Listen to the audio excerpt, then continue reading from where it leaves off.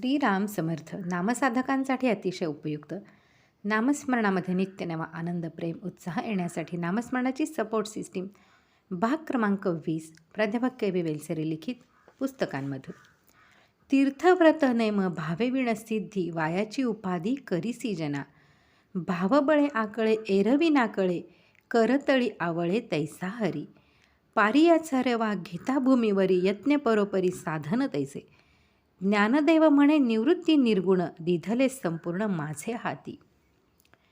भगवंताच्या अस्तित्वाबद्दल पूर्ण खात्री नसेल तर तीर्थयात्रा, व्रताचरण आणि नियमांचे पालन करून भगवंताचे दर्शन होणार नाही. लोक हो, तुम्ही तो व्यर्थ त्रासच करून घेता. भगवंताच्या अस्तित्वाची जिवंत जाणीव असेल तरच तो सापडतो. इतर कशानेही तो स्वाधीन होत नाही. त्याच्या अस्तित्व भावनेने मात्र तळहातावरील आवळ्याप्रमाणे तो साक्षात होतो. पाऱ्याची मोठी गोळी जर जमिनीवर पडली तर तिचे बारीक बारीक कण पसरतात. तो गोळा करून उचलण्यास अनेक प्रकारांनी प्रयत्न करावे लागतात. भगवंताच्या अस्तित्वाची जाणीव न ठेवता इतर साधनांनी भगवंताला मिळवण्यास तसेच कष्ट करावे लागतात. श्री ज्ञानदेव असा आपला अनुभव सांगतात की सद्गुरू निवृत्तीनाथ यांनी गुणातीत परमात्मा संपूर्ण आपल्या स्वाधीन केला. भूधातूपासून भाव शब्द तयार होतो. भूधातूचा अर्थ होणे, असणे असा आहे. भाव म्हणजे भवनम, म्हणजे अस्तिता किंवा असणेपणा. अस्तित्व भावना म्हणजे भगवंत आहे याचा पदोपदी प्रत्यय येणे. स्वतःबद्दलच्या अस्तित्वाची आपल्याला स्वच्छ व संशयरहित भावना आहे. तू नाहीस असे कोणी कितीही सांगा, पण मी आहे याबद्दल मला कधी संशय येत नाही. भगवंताच्या असण्याबद्दल अशी निरपवाद भावना असणे यास भाव असे म्हणतात. आज इंद्रियांना दिसणाऱ्या जगाबद्दल अशी भावना आहे, म्हणून मन तिथे सहज चिकटते. भगवंताबद्दल ती भावना निर्माण झाली तर मन त्याला सहज चिकटेल. जोपर्यंत आपले मन अशा रीतीने भगवंताला चिटकत नाही तोपर्यंत आपल्या जीवनात अध्यात्म शिरले नाही असे समजावे. आपण तीर्थयात्रा करतात, अनेक प्रकारची व्रते माणसे तीर्थयात्रा करतात, अनेक प्रकारची व्रते आचरतात व कितीतरी नेमधर्म करतात, परंतु त्यामध्ये भगवंताबद्दल अस्तित्व बुद्धी नसल्याकारणाने नुसते कष्ट तेवढे पदरात पडतात. अध्यात्म जगणारे संत असे सांगतात की भगवंताचे दर्शन होण्यासाठी दृश्यामध्ये फरक करायला नकोच आहे. दृश्य संपूर्ण सत्य आहे अशी जी आपली भावना, तिच्यामध्ये बदल घडवून आणायला पाहिजे. दृश्य स्थूल व इंद्रिय गोचर आहे, ते सारखे बदलत जाते. त्याच्या उलट भगवंत सूक्ष्म व अतींद्रिय आहे, तो अक्षर आहे, म्हणजे त्याला बदल ठाऊक नाही. भगवंताच्या अस्तित्वाची भावना निर्माण होऊन ती स्थिरावण्यास सूक्ष्माला सत्य पण देता आले पाहिजे. त्यासाठी आपली बुद्धी सूक्ष्म व्हावी लागते. दृश्यामध्ये राहून स्थूल झालेली बुद्धी दृश्यातून मागे खेचून सूक्ष्माकडे वळवणे तेवढे सोपे नसते. त्यासाठी दृश्यासारखे दिसणारे पण भगवंता इतकेच सूक्ष्म असणारे साधन पाहिजे. भगवंताचे नाम हे एकच असे साधन आहे. नाम घेण्यास आरंभ केला म्हणजे भगवंताचे अस्तित्व दुरान्वयाने भासते. पण मन नामामध्ये रंगू लागले की स्वतःमध्येच भगवंताच्या असण्याचा प्रत्यय येतो. कारण भगवंत आपल्या हृदयातच आहे. स्वतःच्या अंतर्यामी भगवंताच्या अस्तित्वाची जाणीव होणे म्हणजे तळहातावर आवळा ठेवून तो पाहण्यासारखे सहज साध्य होय. याहून आत्मप्रचिती अन्य नाही. पाऱ्याची एक मोठी गोळी जर जमिनीवर पडली तर तिच्या 5-25 लहान लहान गोळ्या होतात. त्या गोळा करून एकत्र करण्यास प्रयास पडतात. तशी भगवंताच्या प्राप्तीच्या साधनांची तऱ्हा आहे. मूळ आत्मस्वरूप हे प्रियाची म्हणजे प्रेमाची परमसीमा आहे. जीवाचे स्वतःवरील ते प्रेम होय. ती पाऱ्याची मोठी गोळी समजावी. जीवाचे स्वतःवरील अलोट प्रेम सूक्ष्मातून दृश्यावर घसरले. घसरताना प्रथम भगवंताहून वेगळे झाले, त्याला द्वैत म्हणतात. मग ते अनेकात वाटले गेले. जगामधील अनेक वस्तूंमध्ये, व्यक्तींमध्ये आणि शुभाशुभ घटनांमध्ये वाटले गेलेले प्रेम गोळा करून भगवंताच्या चरणी केंद्रित करणे हे साधनाचे कार्य आहे. दृश्याच्या पकडीत जगणाऱ्या माणसाला अतींद्रिय भगवंतावर प्रेम करणे शक्य नसते. म्हणून साधन असे पाहिजे की जे दृश्यात करता येऊन भगवंतापर्यंत नेऊन पोचविल. असे साधन म्हणजे भगवंताचे नाम होय. भगवंताच्या नामावर प्रेम गोळा करण्यास एक सोपा उपाय आहे. तो असा की आपल्या जीवनात आणि जगामध्ये घडणाऱ्या प्रत्येक घटनेमध्ये एका भगवंताची सत्ता काम करते ही जाणीव सतत जागी ठेवण्याचा अभ्यास करावा. त्या अभ्यासाला सतत नाम घेण्याची जोड दिली तर नाम आणि भगवंत एकत्र येतात. त्यांच्यात नाम घेणारा मिसळला की भगवंत, भक्त आणि नाम यांचा त्रिवेणी संगम होतो.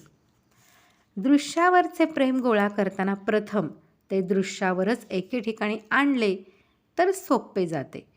माणूस व्यक्तीवर पूर्ण प्रेम करू शकतो. सामान्य व्यक्ती आपल्यासारखीच असते. तिच्याशी समरसता साधली तर प्रेम गोळा होते, पण ते मानवी भूमिकेवरच राहते. सद्गुरू सामान्य व्यक्ती नसतो. बाहेरून माणूस दिसला तरी तो आतमध्ये भगवत स्वरूप असतो. त्याच्यावर प्रेम गोळा झाले तर प्रेम करणारा तेच रूप बनून जातो. श्री ज्ञानदेवांना हा अनुभव आला. निवृत्तीनाथ हे त्यांचे सद्गुरू.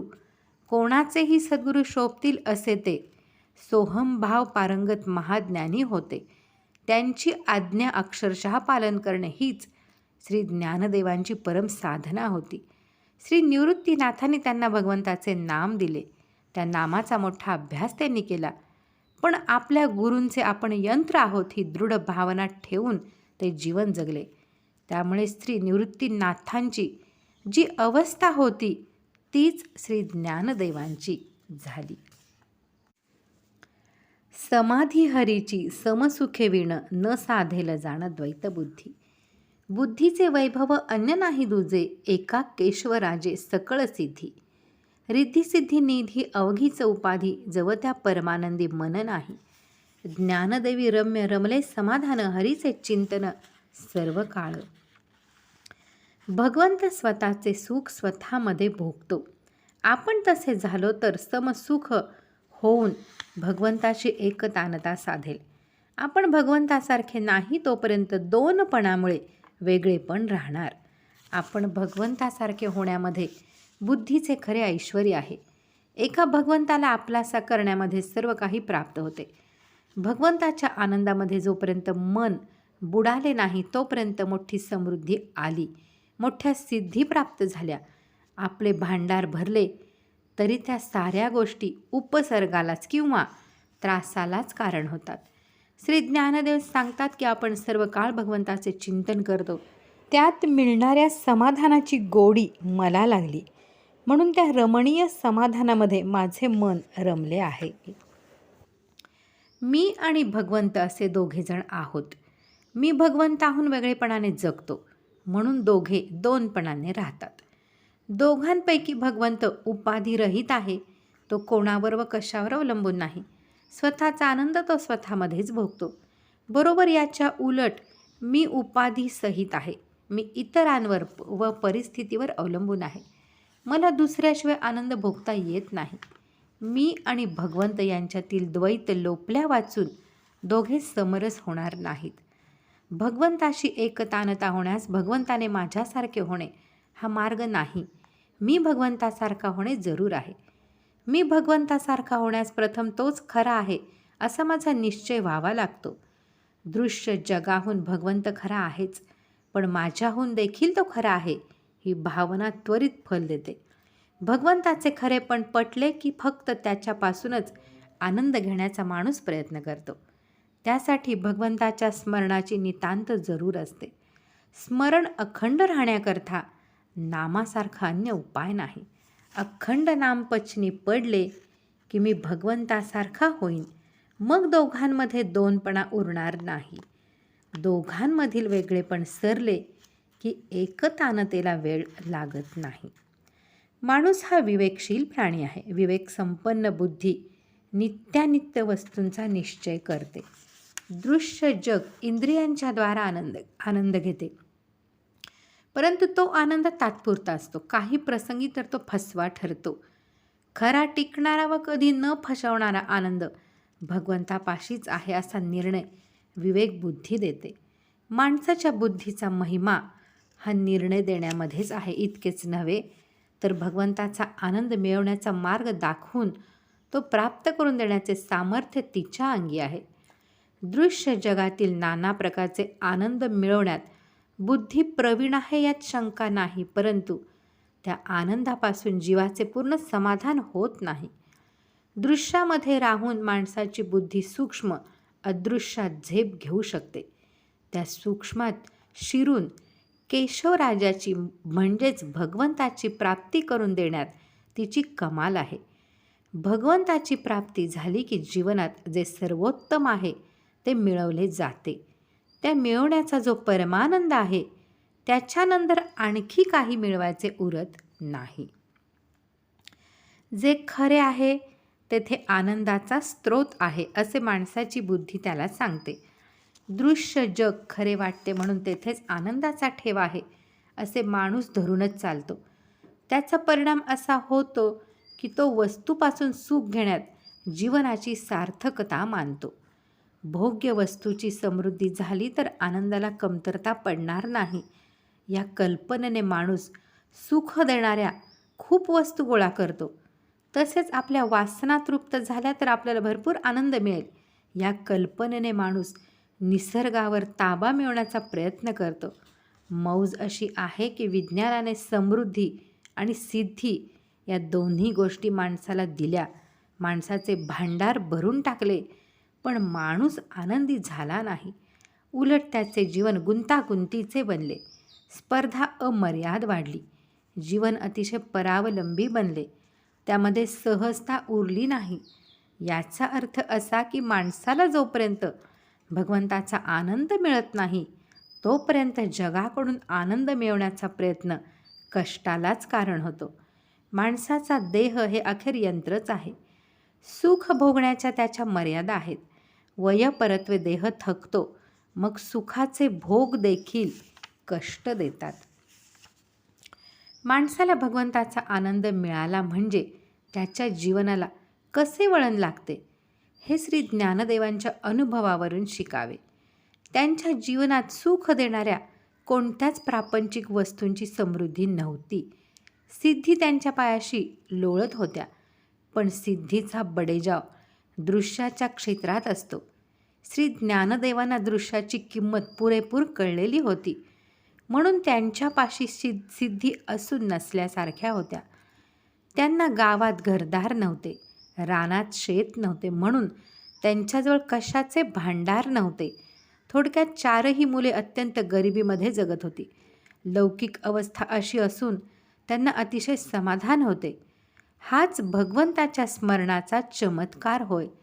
तसे पाहिले तर प्रत्येक संताला समाधानाची श्रीमंती लाभलेली असते, पण श्री ज्ञानदेवांना भगवंताच्या दर्शनाने मिळालेल्या समाधानामध्ये मोठी रमणीयता दिसली. याचा अर्थ असा की भगवंताच्या अखंड स्मरणाने त्यांना विश्वातील सौंदर्याचा साक्षात्कार झाला. यातील पुढील भाग आपण पुढे पाहूयात. श्रीराम जय राम जय जय राम.